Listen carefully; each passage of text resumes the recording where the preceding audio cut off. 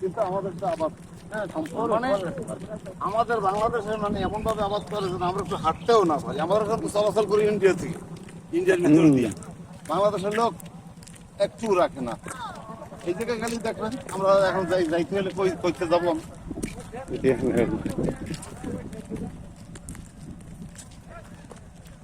বাংলাদেশের শেষ সীমানায় পাকা রাস্তা। পাকা বাংলাদেশের এদিক দিয়ে কি গাড়ি আসে, ট্রাক আসে? হ্যাঁ, ওই ও রাস্তাটাই মানে খারাপ বেশি।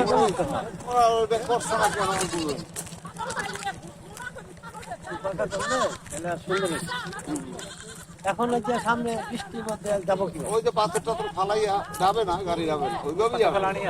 পাথর ফালানো আছে, ওইভাবেই যাবে। বর্ষাকালে ওইভাবেই যাবে।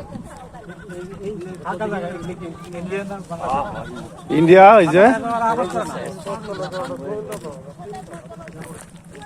ওই গাছের ফাঁকে ওই যে এই যে ইন্ডিয়া।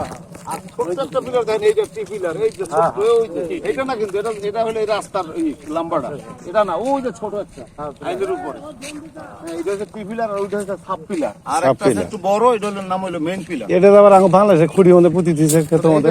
হ্যাঁ, এই খুঁড়ি হলো এই রাস্তার সীমানা, ওখানে রাস্তা এটা হলো রাস্তার সীমানা ওই পর্যন্ত।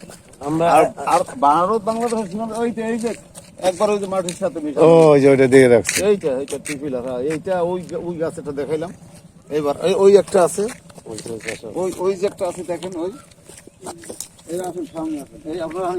ইন্ডিয়ার ভিতরে চলে এসেছে।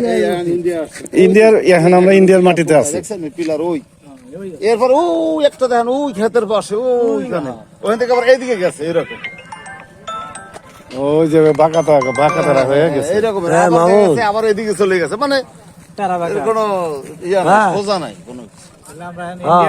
হ্যাঁ, ইন্ডিয়া আছেন, ইন্ডিয়ার মধ্যে আছি আমরা। ইন্ডিয়ার মাটিতে ভাড়া দিছি পাসপোর্ট ভিসা ছাড়া।